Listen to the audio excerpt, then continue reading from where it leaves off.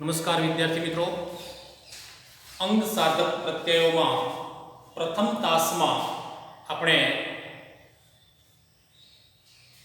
મૂળ અંગ એટલે શું, બે પ્રકારના પ્રત્યયો કયા કયા, પૂર્વ પ્રત્યય કોને કહેવાય, પર પ્રત્યય કોને કહેવાય અને પૂર્વ પ્રત્યયો કયા કયા હોઈ શકે અને કેવી રીતે વપરાય, કેવી રીતે લખાય એની ચર્ચા આપણે પ્રથમ તાસમાં કરી હતી। तो प्रत्ययोना बे प्रकार छे, पूर्व प्रत्यय અને પર પ્રત્યય। પૂર્વ પ્રત્યય આપણે અગાઉ શીખી ગયા, હવે આપણે વાત કરવાની છે પર પ્રત્યય। એના વિશે આપણે જાણીએ છીએ કે મૂળ અંગની પાછળ જે પ્રત્યય લાગે, મૂળ અંગની પાછળ જે પ્રત્યય લાગે તેને પર પ્રત્યય કહેવાય। તો કેટલાક ઉદાહરણો થી આપણે એને સમજ્યા હતા પ્રથમ તાસમાં। હવે કયા કયા પ્રત્યયો પર પ્રત્યય તરીકે વપરાય અને કેવી રીતે વપરાય આટલું જો આપણે સમજી લઈએ તો આપેલા શબ્દમાં પૂર્વ પ્રત્યય છે કે પર પ્રત્યય છે એનો સ્પષ્ટ ખ્યાલ આપણે તરત આવી જશે। તો જોઈએ આપણે અહીંયા જે આ મેં જે પ્રત્યયો લખ્યા છે, લગભગ 24 પ્રત્યયો લખ્યા છે મિત્રો, એ તમામ પ્રત્યયો પર પ્રત્યય તરીકે વપરાય છે અને એના ઉદાહરણ દ્વારા આપણે એને સમજીએ। દાખલા તરીકે તા, ત્વ, પણ, આણ, દાર આ બધા છે ને એ ભાવવાચક સંજ્ઞા બનાવે છે મિત્રો।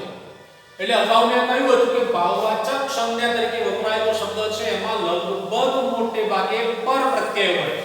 તો એ પ્રમાણે તા દરેકમાં જો તમે પશુતા, માનવતા, લઘુતા, પ્રભુતા, ગુરુતા આટલા નથી, ઘણા બધા શબ્દો છે, દરેકનો પાછળ તા લાગેલો છે। પશુ વત્તા તા પર પ્રત્યય, અહીંયા પણ તા પર પ્રત્યય છે। એ પ્રમાણે ત્વ તો શત્રુ, શત્રુત્વ, પિતા, પિતૃત્વ, માતા, માતૃત્વ, વ્યક્તિ, વ્યક્તિત્વ અને રિપુ એટલે દુશ્મન, રિપુત્વ, તો પાછળ ત પ્રત્યય લાગેલો છે એટલે એને પર પ્રત્યય કહેવાશે। પછી ક, લેખ ક, વાચ ક, છૂટ ક, ડોલ ક, ક પાછળ લાગેલો છે મોહક, નિર્ણાયક, નિર્ણય એ પ્રમાણે તો ક પાછળ પ્રત્યય લાગેલો છે પર પ્રત્યય કહેવાશે। પણ, બાળપણ, ઘડપણ, નાનપણ, વડપણ આ દરેકમાં પણ પ્રત્યય જે છે તે પાછળ લાગેલો છે માટે એને આપણે પર પ્રત્યય કહીશું। આળ, સ્નેહ વત્તા આળ, પ્રેમ વત્તા આળ, હેત વત્તા આળ, એમાં પાછળ આળ પ્રત્યય લાગેલો છે તો એને પણ આળ પ્રત્યય જે છે એને આપણે પર પ્રત્યય કહીશું। એ પ્રમાણે અન, લેખ વત્તા અન, વાચ વત્તા અન, વૃત્ત વત્તા અન, કથ વત્તા અન, જો અહીંયા આ સંધિ છે, અહીંયા ને વત્તા અન થશે એટલે આ પર પ્રત્યય થશે, એમ અહીંયા શે વત્તા અન થશે તો આ અન પણ પર પ્રત્યય થશે। ધ્યાન રાખજો, ત્યાં તમે નય અને શય વત્તા અન ના કરી શકો। એ પ્રમાણે અક તો આ પણ સંધિ છે મિત્રો। કેવી રીતે? દાખલા તરીકે ભાવક તો પૌ વત્તા અક, એ પ્રમાણે ભાવક તો બૌ વત્તા અક, નાયક તો નય વત્તા અક, બરાબર। ગાયક તો ગઈ વત્તા, અહીંયા પાલ તો પાલ વત્તા અક થશે, પણ ભાવક, પાવક, નાયક, ગાયકમાં પૌ વત્તા અક, બૌ વત્તા અક, નય વત્તા અક, ગઈ વત્તા અક, એ રીતે અક એ પર પ્રત્યય છે। અણ, નિવાર અણ, વેર અણ, સુહાગ અણ, બરાબર। એ પ્રમાણે અણ, ચર અણ, તર અણ, શર અણ, મર અણ પાછળ પ્રત્યય લાગેલો છે। 10મા ધોરણમાં તો સીધે સીધો શબ્દ જ આપેલો હોય એટલે એમાં તમારે કયો પ્રકાર છે, પૂર્વ પ્રત્યય છે, પર પ્રત્યય છે કે પણ નથી એ જ શોધવાનું છે। દાર, દરેકમાં તમે જો પાછળ દાર શબ્દ લાગેલો છે, કામદાર, સમજદાર, પૈસાદાર, નામદાર આવા તમે બીજા શબ્દો બનાવી શકો કે જેમાં પાછળ દાર પ્રત્યય લાગતો હોય। એ પ્રમાણે તર, વળતર, જીવતર, ભણતર, ચણતર, પડતર, બરાબર। તો તર પ્રત્યય પાછળ લાગેલો છે એવા બીજા ઘણા બધા શબ્દો છે તમે બનાવી શકો। ટ, પોચટ, ફાવટ, ટ લાગેલો છે પાછળ તો એમાં ટ પાછળ લાગ્યો એટલે પર પ્રત્યય કહેવાશે। આટ, જો અહીંયા તોલ વત્તા આટ, મલક વત્તા ખીચ વત્તા 8, ખડખડ વત્તા 8, ખિલખિલાટ તો ખિલખિલ વત્તા 8. તો આ રીતે પાછળ 8 પ્રત્યય લાગેલો હોય એને પણ પર પ્રત્યય કહેવાશે. આવટ, સમજ વત્તા આવટ, બન વત્તા આવટ, દુશ્મન વત્તા આવટ, સુર વત્તા આવટ. આવટ પ્રત્યય પાછળ લાગેલો છે તો એને પણ પર પ્રત્યય કહેવાશે. જો આણી, શેઠ વત્તા આણી, નોકર વત્તા આણી, પટેલ વત્તા આણી. આણી પ્રત્યય આણવું એટલે લાવવું એના અનુસંધાનમાં. આઈ તો સખ્ત વત્તા આઈ, લડ વત્તા આઈ, મીઠું વત્તા આઈ, ભલું વત્તા આઈ. મીઠાઈ, ભલાઈ ભાવવાચક છે. એમાં આઈ પર પ્રત્યય છે. ગીરી, કામગીરી, દાદાગીરી, માણસગીરી. આ ગીરી પ્રત્યય પાછળ લાગે છે તો એને પણ પર પ્રત્યય કહેવાશે. ગર, જાદુગર, બાજીગર, ચૂડગર. પેલો જે હાથી દાંતની મણિયાર જેને કહીએ આપણે, ચૂડા બનાવતો એને ચૂડગર, એટલે પાછળ ગર પ્રત્યય લાગ્યો. તેડાગર, પેલા નાના બાળકોને લેવા માટે જનારી સ્ત્રી એને તેડાગર કહેવાય, તો એ ગર પ્રત્યય લાગ્યો પાછળ. તો ગર એ પર પ્રત્યય છે. આશ, ભીનું વત્તા આશ, મીઠું વત્તા આશ, ખાટું વત્તા આશ, નવરું વત્તા આશ, પીળું વત્તા આશ તો પીડાશ. એ પ્રમાણે રાતું વત્તા આશ તો રતાશ. આશ પ્રત્યય પાછળ લાગે છે માટે એને પર પ્રત્યય કહે છે. આણ, લખ વત્તા આણ, ઊંધું વત્તા આણ, વેચ વત્તા ખેડ વત્તા આણ. આણ પ્રત્યય પાછળ લાગ્યો છે તો એને પણ પર પ્રત્યય કહેવાશે. જો આમણ તો ગઢ વત્તા આમણ, વીણ વત્તા આમણ, દળ વત્તા આમણ, ચળ વત્તા આમણ. આ શબ્દો આપણે વાપરીએ છીએ. દાખલા તરીકે સોનીને જે આપણે કંઈક દાગીનું બનાવવાનું આનું ગળામણ કેટલું થશે. પછી કોઈક માણસ થોડો ગાંડા છે, આનામાં તો કઈ વિનામણે નથી, હોશિયાર હોય તો વિનામણ નથી. પછી આપણે દળનું દળાવવા માટે ભાઈ કેટલા દળાવવાના પૈસા, એટલે એમ નહીં કે દળામણ કેટલું થયું, ચડામણ કેટલું. તો આ મણમાં આમણ શબ્દ જે છે એ પર પ્રત્યય તરીકે પ્રમાણે આળુ, દયા વત્તા આળુ, કૃપા વત્તા આળુ, છોક વત્તા આળુ, રૂપ વત્તા આળુ, માયા વત્તા આળુ. આળુ પ્રત્યય પાછળ લાગેલું છે. એ પ્રમાણે અ, જો અહીંયા આ જોડણી સંધિ છે, લઘુ વત્તા અ, પછી શિશુ વત્તા અ અને ગુરુ વત્તા અ. આ રીતે આમાં અ પ્રત્યય છે, ધ્યાન રાખજો. અને ગી, તાજુ તાજગી, માંદુ માંદગી, સાદુ સાદગી. તો ગી પ્રત્યય પાછળ લાગ્યો છે તો એને આપણે પર પ્રત્યય કહીશું.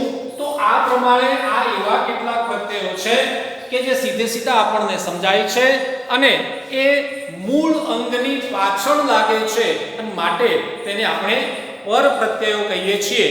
હજુ કેટલાક પર પ્રત્યયો એવા છે કે જેને આપણે થોડાક વિગતવાર શીખવા છે, જે તમને બરાબર ખ્યાલ આવશે, પરીક્ષામાં પૂછાશે તો તમારા મનમાં કોઈ સંકોચ નહીં રહે. એના માટે તો વિદ્યાર્થી મિત્રો, તમે સૌથી પહેલા આનો એક સ્ક્રીનશોટ પાડી લો અને એ તમારી નોટમાં ઉતારી લો. પછી આના બીજા કેટલાક જે પર પ્રત્યયો છે આપણે શીખીશું.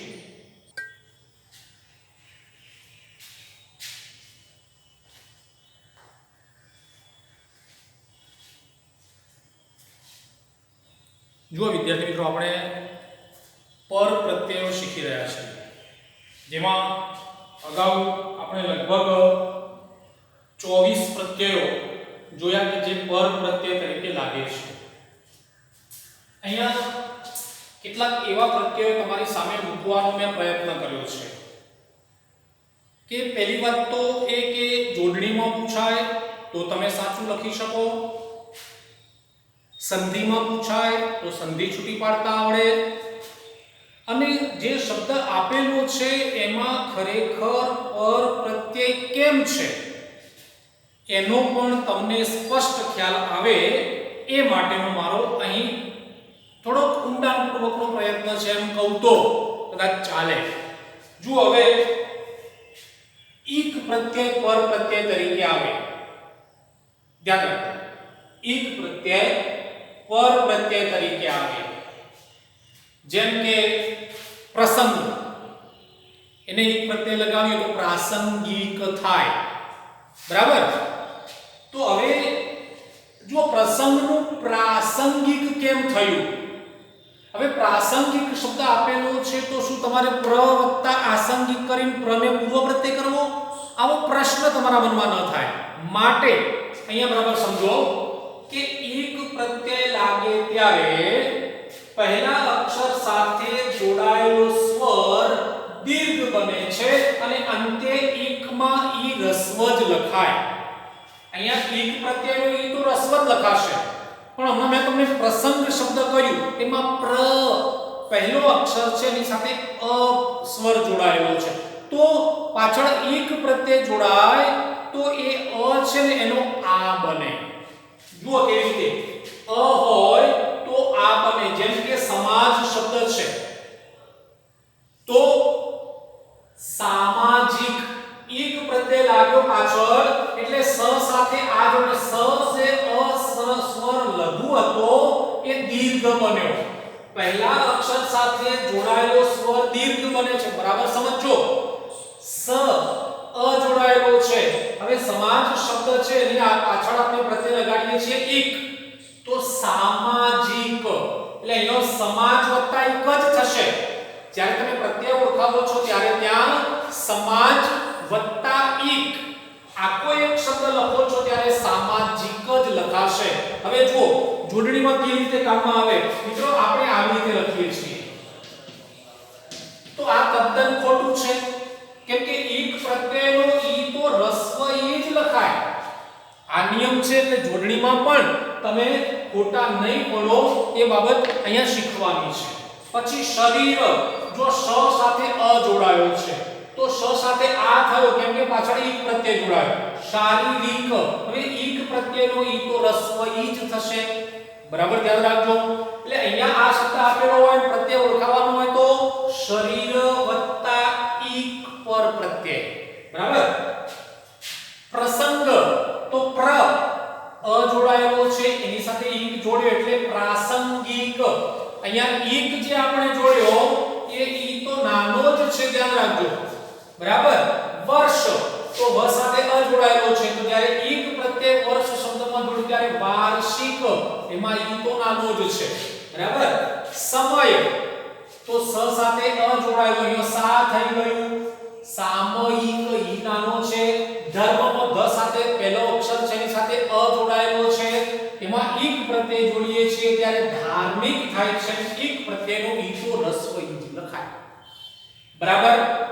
બરાબર સમજો મિત્રો કે એક પ્રત્યય લાગે ત્યારે પહેલા અક્ષર સાથે જોડાયેલો સ્વર દીર્ઘ બને છે, બરાબર. તો અ જોડાયેલું હોય તો આ બને. પછી બીજો નિયમ કે ઈ કે એ જોડાયેલો હોય પહેલા અક્ષર સાથે, ઈ કે એ જોડાયેલો હોય તો અઈ બને. ઈ કે એ જો લખે દિન તો દ નાનો ઈ છે, નાનો ઈ જોડાયેલો હોવો જોઈએ. દિન છે તો અહીંયા ઈ છે, નાનો ઈ છે તો અહીંયા દૈ, દ સાથે અઈ જોડાઈ ગયું કેમ કે એક પ્રત્યય જોડ્યો આપણે દૈનિક. ખ્યાલ આવે છે? દિન પ્રત્યયમાં પહેલો અક્ષર દ એની સાથે નાનો ઈ જોડાયેલો છે અને એ દિન શબ્દ સાથે આપણે પર પ્રત્યય એક જોડીએ તો એ દિનો દીર્ઘ થઈ જાય દૈ, દૈનિક.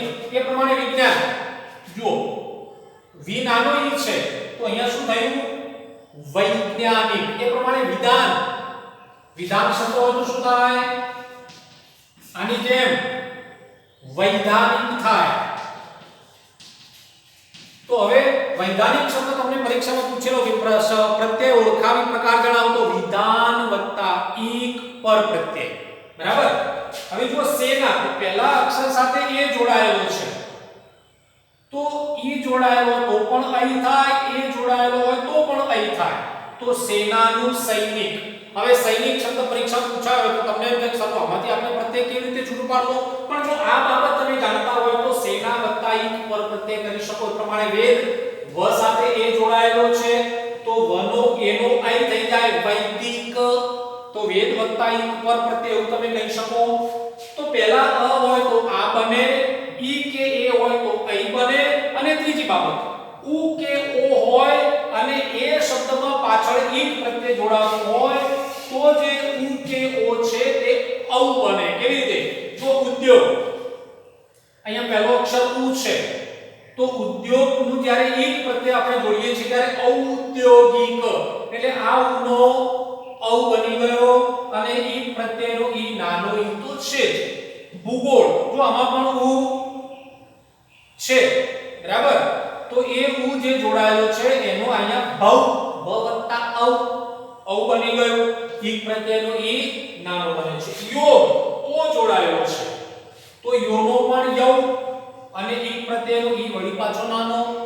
તો અહીં આ ત્રણ બાબતો છે વિદ્યાર્થી મિત્રો કે શબ્દની પાછળ ઈક પ્રત્યય જ્યારે તમે લગાવતા હોય ત્યારે જે શબ્દ મૂળ અંગ આપેલું હોય એ મૂળ અંગ સાથે અ હોય તો આ બને, ઈ કે એ હોય તો ઐ બને, ઉ કે ઓ હોય તો ઔ બને.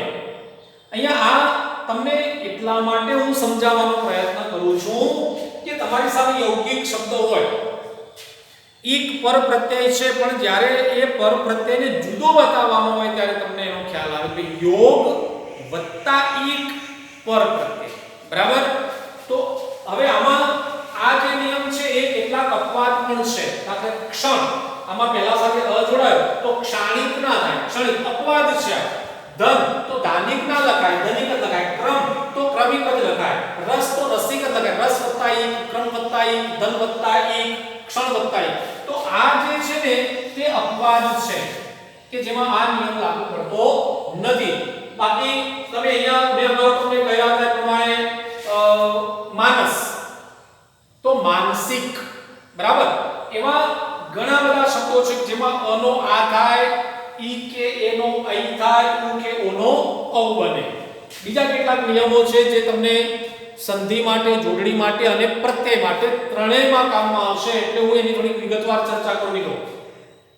હવે ઈક એમ આ ઈકા પણ પર પ્રત્યય છે અને જેમ ઈક પ્રત્યયનું ઈ રસ્વ લખાય છે એમ ઈકા પ્રત્યયનું ઈ પણ રસ્વ લખાય, નાનો ઈ લખાશે. જેમ કે લેખ તો લેખિકા તો ઈકા પ્રત્યયનો ઈ નાનો, સંપાદક તો સંપાદિકા, નવલ તો નવલિકા, માર્ગદર્શક તો માર્ગદર્શિકા. આમાં જે કરે માર્ગદર્શક તો માર્ગદર્શક વત્તા ઈકા બરાબર. એ પ્રમાણે હવે ઈક પ્રત્યયનો ઈ રસ્વ લખાય, ધ્યાન રાખજો અહીંયા બરાબર. પરિણ તો પરિણીત. અગાઉ જો તમે બરાબર લખેલું હોય પૂર્વ પ્રત્યયમાં મેં આ શબ્દ તમને શીખવાડ્યો છે કે પરિણીતમાં પરી શબ્દ જે છે તે પૂર્વ પ્રત્યય હોય તો રસ્વઈ લાગેલો હોય અને અહીંયા દીર્ઘઈ લાગેલો હોય તો એ પૂર્વ પ્રત્યય ના કહેવાય. આ મોસ્ટ આઈએમપી છે એટલે હું આની સાથે એની સરખામણી કરું છું. મિત્રો ધ્યાન રાખજો, બોર્ડની પરીક્ષામાં 2-3 વર્ષ પહેલા આ શબ્દ પૂછાયો હતો, વિદ્યાર્થીઓ ખોટા પડ્યા હતા. એટલે દીર્ઘઈ હોય પહેલામાં તો એ પૂર્વ પ્રત્યય ન હોય, રસ્વઈ હોય તો જ પૂર્વ પ્રત્યય હોય બરાબર. જો પાછળ આ રીતે પ્રત્યય બીજા જોડાયેલા હોય તો એટલે પરિણ તો પરિણીત તો પરિણ વત્તા ઈત પ્રત્યયનો ઈ નાનો થયો. અહીંયા તો પરિણીત તો પરી પૂર્વ પ્રત્યય છે તો પરી પૂર્વ પ્રત્યય વત્તા નીત એ રીતે થશે. ગણ તો ગણિત, રચ તો રચિત એટલે ઈત પ્રત્યયનો ઈ રસ્વ થશે. પણ પરી શબ્દમાં રસ્વઈ હોય તો પૂર્વ પ્રત્યય કહેવાય, દીર્ઘઈ હોય તો એને પૂર્વ પ્રત્યય કહેવાય નહીં. પછી બીજા કેટલાક શબ્દો છે આ પ્રત્યયો છે જે પર પ્રત્યય તરીકે વપરાય છે. ઈલ, ઇષ્ટ, ઈમા. તો આ ત્રણેયમાં ઈ પ્રત્યય હંમેશા નાનો લખાય, રસ્વ લખાય. જો ઈલ શબ્દમાં ઉર્મિલ તો ઈલ નાનો થયો જટિલ, ઈલ નાનો થયો ઓઝિલ, ઈલ નાનો થયો પંકિલ, ઈલ નાનો થયો સલિલ શબ્દ લખી શકાય નહીં. તો એમાં પણ ઈલ પ્રત્યય નાનો બને છે. એ પ્રમાણે ઇષ્ટ તો કનિષ્ઠ એનો ઈ નાનો, ધર્મિષ્ઠ એમાં પણ ઈ નાનો બને છે. ઈમા તો ગરિમા, મહિમા એમાં પણ ઈમા પ્રત્યયનો ઈ નાનો લખાય છે. એટલે ઈલ, ઇષ્ટ, ઈમા એ પણ પર પ્રત્યયો છે. ઈકા, ઈત એ પણ પર પ્રત્યયો છે. એવા બીજા પર પ્રત્યયો છે યો, યુ, ઈયા. હવે અહીંયા જોડણીનો નિયમ છે મિત્રો કે કોઈ પણ શબ્દમાં ઈયો, યુ, ઈયા, ઈએ જોડાયેલો હોય તો એમાં ઈ જે છે તે એ ઈ હંમેશા રસ્વ લખાય.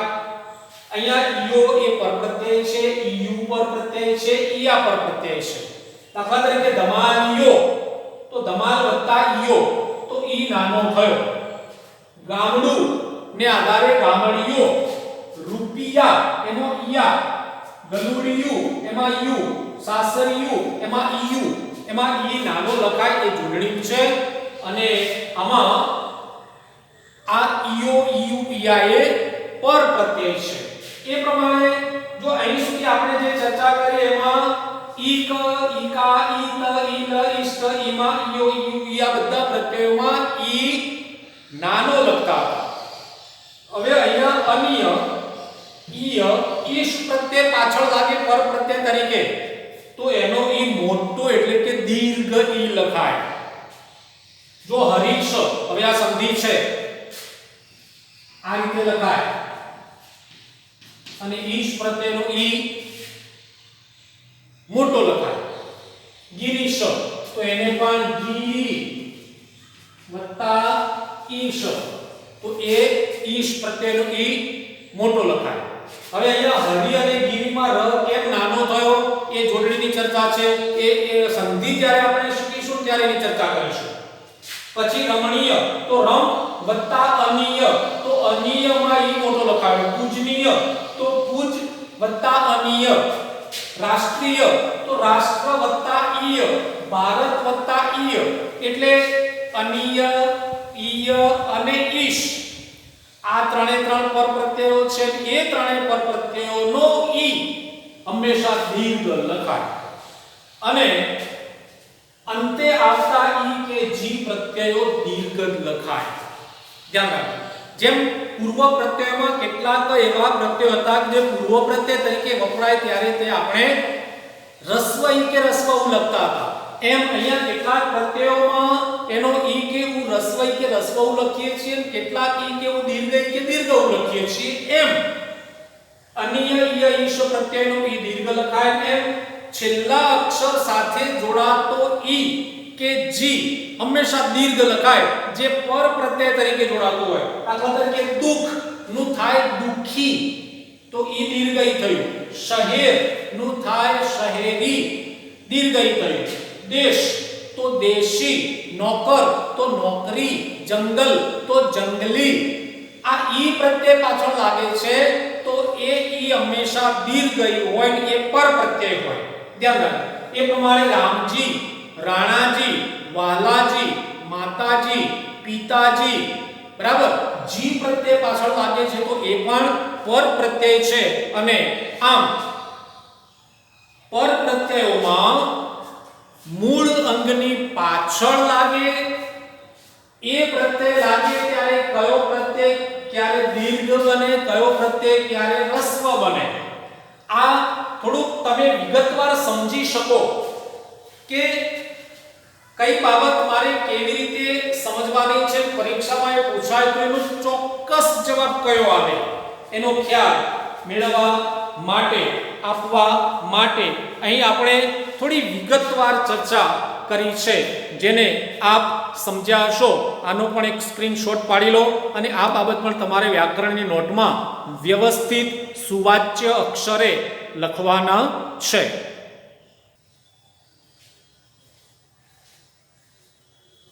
જો વિદ્યાર્થી મિત્રો હું માનું છું ત્યાં સુધી પૂર્વ પ્રત્યય કોને કહેવાય, પર પ્રત્યય કોને કહેવાય, કયા કયા પ્રત્યયો પૂર્વ પ્રત્યય તરીકે આવે, કેવી રીતે લખાય, કયા કયા પ્રત્યયો પર પ્રત્યય તરીકે આવે, કેવી રીતે લખાય, આનો ખ્યાલ તમને બરાબર આવી ગયો હશે.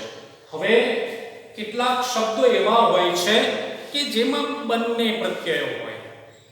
જેમાં બંને પ્રત્યયો હોય તો આ તમારી જાણ માટે છે. ધ્યાન રાખો.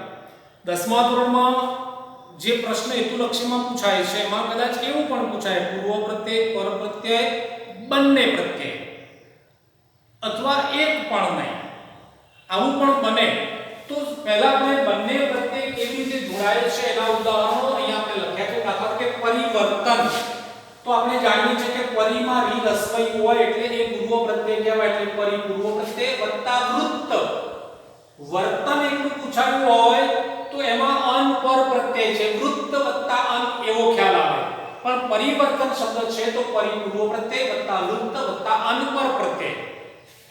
પ્રોત્સાહિત તો પ્રપૂર્વ પ્રત્યય છે વત્તા ઉત્સાહ વત્તા ઈત પર પ્રત્યય. અનુભવી તો અનુપૂર્વ પ્રત્યય છે ભવ વત્તા ઈ પર પ્રત્યય છે. તો આ વૃત્ત ઉત્સાહ ભવ દેશ શિષ્ટ શત્રુ આદિન સમાસ સ્મરણ સ્થા આ બધા મૂળ અંગો છે. એ મૂળ અંગની આગળ પણ પ્રત્યય લાગ્યો છે, મૂળ અંગની પાછળ પણ પ્રત્યય લાગ્યો છે. એટલે એમાં પૂર્વ પ્રત્યય પણ છે અને પર પ્રત્યય પણ છે. પરદેશી તો પર પૂર્વ પ્રત્યય છે વત્તા દેશ વત્તા ઈ પર પ્રત્યય છે. વિશિષ્ટતા તો વિ પૂર્વ પ્રત્યય વત્તા શિષ્ટ વત્તા તા પર પ્રત્યય છે. પ્રતિશત્રુત્વ તો પ્રતિપૂર્વ પ્રત્યય છે, પ્રતિનો ઈ નાનો ઈ લખાય, વિનો ઈ નાનો લખાય, અનુનો ઉ નાનો લખાય, પરિનો ઈ નાનો લખાય. પ્રતિપૂર્વ પ્રત્યય વત્તા શત્રુ વત્તા ત્વ પર પ્રત્યય. સ્વાધીનતા તો સ્વ પૂર્વ પ્રત્યય વત્તા આધીન વત્તા તા પર પ્રત્યય. અસામાજિક તો અપૂર્વ પ્રત્યય વત્તા સમાજ વત્તા ઈક પર પ્રત્યય. વિસ્મરણીય તો વિપૂર્વ પ્રત્યય વત્તા સ્મરણ વત્તા ઈય પર પ્રત્યય. પ્રતિષ્ઠિત તો પ્રતિપૂર્વ પ્રત્યય વત્તા સ્થા વત્તા ઈત પર પ્રત્યય. હવે એટલું સ્મરણીય હોય તો પર પ્રત્યય અને વિસ્મરણ હોય તો પૂર્વ પ્રત્યય. પણ વિસ્મરણીય તો પૂર્વ પ્રત્યય પણ છે અને પર પ્રત્યય પણ છે. હવે આ એવા જ કેટલાક શબ્દો છે કે જેમાં પૂર્વ પ્રત્યય અને પર પ્રત્યય બંને જોડાયેલા છે. એ તમે જાતે લખી શકો. વણ પૂર્વ પ્રત્યય વત્તા માગ વત્તા ઈ પર પ્રત્યય. બે પૂર્વ પ્રત્યય વત્તા અદબ વત્તા ઈ પર પ્રત્યય.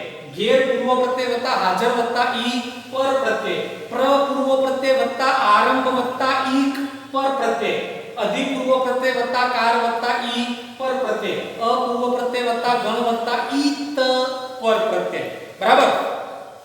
તો આ રીતે આ પૂર્વ પ્રત્યય અને પર પ્રત્યયો તમે બરાબર સમજી ગયા હશો વિદ્યાર્થી મિત્રો. અને હવે ખાસ કરીને જે 9મા ધોરણના વિદ્યાર્થીઓ છે એમને માટે આવો એક સ્વાધ્યાય આવશે મિત્રો. આ એક ફોટોકોપી આપણા ગ્રુપમાં મૂકવામાં આવશે. એમાં તમારે જવાબ કેવી રીતે લખવાના છે ને એનું ઉદાહરણ તમે જોઈ શકો છો. સૌથી પહેલા લખ્યું છે માંસાહાર. તો એમાં કયો પ્રત્યય છે તમારે આ રીતે દર્શાવવાનો છે. નીચેના જે ઉદાહરણો છે ને એમાં પણ માંસાહાર વત્તા ઈ પર પ્રત્યય. બીજું લખ્યું પરિણામ તો પરિપૂર્વ પ્રત્યય વત્તા નામ. અહીંયા પહેલું ઉદાહરણ લખ્યું દાખલા તરીકે પ્રામાણિકતા તો પ્રામાણિક વત્તા તા પર પ્રત્યય છે, ધ્યાન રાખજો. એવું પણ લખી શકાય પ્રમાણ વત્તા ઈક અલ્પવિરામ તા બે પર પ્રત્યયો છે. બરાબર. પ્રતિકૂળ એમાં પ્રતિ પૂર્વ પ્રત્યય વત્તા કૂળ. અહિંસા અપૂર્વ પ્રત્યય વત્તા હિંસા. આ પ્રમાણે તમારે આ બધા જ ઉદાહરણ જવાબ સ્વરૂપે આ બધી નોંધ કર્યા બાદ લખવાની છે. અને જે 10મા ધોરણના વિદ્યાર્થીઓ છે એમને આ રીતે શબ્દ આપવામાં આવ્યો હશે. એનો પ્રત્યય તમારે કયો છે એ નહીં, પણ પ્રકાર કયો છે એ સીધો પ્રકાર લખવાનો છે. એટલે હેતુલક્ષી કેવી રીતે પૂછાશે એની નોંધ કરી છે કે આપેલા શબ્દમાં કયો પ્રત્યય રહેલો છે તે શોધો. પછી નીચે 3 જવાબ આપેલા હશે. પૂર્વ પ્રત્યય, પર પ્રત્યય, એક પણ નહીં અથવા તો બંને. બરાબર. એક પણ નહીં અથવા બંને, બેમાંથી કોઈ એક બાબત હોય તો. હવે અહીંયા પરાવર્તન તો અન એ પર પ્રત્યય છે. નિરાશ તો પૂર્વ પ્રત્યય છે નીર. આ કયો પ્રત્યય છે એ 10મા ધોરણના વિદ્યાર્થીએ લખવાનું નથી. એમને માત્ર ને માત્ર સીધો જવાબ લખવાનો છે કે આમાં પૂર્વ પ્રત્યય છે, પર પ્રત્યય. દાખલા તરીકે આ જવાબ છે 12મો દશરથ. તો હવે એમાં તમે ઉપરના 3 જવાબમાંથી કયો જવાબ લખશો? કોઈ પ્રત્યય એમાં જોડાયેલો નથી તો એ એક પણ નહીં એવો જવાબ આવશે. ધ્યાન રાખજો. તો વિદ્યાર્થી મિત્રો આવા કેટલાક ઉદાહરણો 10મા ધોરણના વિદ્યાર્થીઓને ફોટોકોપી ગ્રુપમાં મૂકવામાં આવશે. તેમણે આ બધા જ જવાબ લખીને એ જે જવાબ લખ્યા છે એ જવાબની ફોટોકોપી તમારે વાલીની સહી સાથે મને મોકલવાની છે. હું માનું ત્યાં સુધી તમને અહીં આ અંગ સાધક પ્રત્યયો બરાબર સમજાઈ ગયા હશે. અને નવમા ધોરણવાળા વિદ્યાર્થીઓને તો આવતા વર્ષે પણ આ જ વસ્તુ કામમાં આવવાની છે, તો ખૂબ ધ્યાનપૂર્વક તમે શીખી ગયા છો. ધન્યવાદ.